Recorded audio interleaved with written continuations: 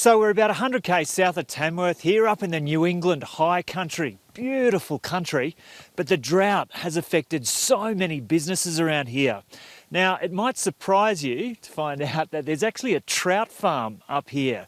The existence of this trout farm has depended on a spring. The problem is the flow from that spring over the last 12 to 18 months or so has slowed to a trickle. Let's find out what's going on. This is the spring itself in temperate rainforest up in the heights of the Great Dividing Range. A little piece of paradise here. The owner of the trout farm is Russ Sydenham. Russ, this is just a gorgeous little spot, isn't it? Yeah, it certainly is, Joe. We fell in love with it many years ago, and it's what really prompted us to move up here and buy the property. But what's been happening with this spring? So, Joe, over the last 12 to 18 months, we've just noticed a slow decline in the actual water flow, down to about a third of what it normally is on average. And has that been kind of relative to a lack of rainfall over that period? It certainly has. Yeah, we just it's been drier than we've ever seen it. The farm's been going over 30 years, and this is probably the driest it's ever been. And so what does this water feed into? So, Joe, this feeds into an area where we pick up the water for our trout farm, and that feeds into the hatchery and the growing out ponds. So, Joe, this is where the water is coming in from the creek directly, and what you're looking at is our hatchery. These are the first lot of the 2018 babies that are starting to hatch. You know, it's pretty much full-on management now.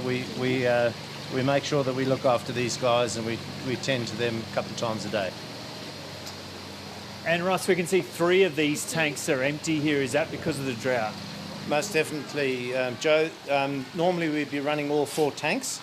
We just don't have enough water to do that. Yeah. And so what do we got here? So this is the tail end of last year's crop, and obviously the fish are a lot smaller than we'd hoped them to be. So, yeah, there's some of our they some flip of our around babies. a bit. They sure do. And how's the size of these compared to they're about 10% where we want them to be. 10%? Yeah. And yeah. why is that the case? Mainly water flow. So the more water we have, the more oxygen. The more oxygen you have, the better the appetite of the fish. So because of the drought, you're just not able to pump as much water through here as you'd want to? That's correct, yes. Once they achieve a certain size, they go down to the grow-out ponds, which are out in the open air. And this is where we finish the fish off to the right size. Yeah. And how are these little fellas going? They way behind.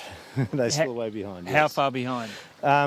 Probably at least another 2.5 months before we get them up to size. We've had to disappoint our customers, so we're not able to supply the right size fish when they order it. It's cut back our income probably by about at least 30% so far.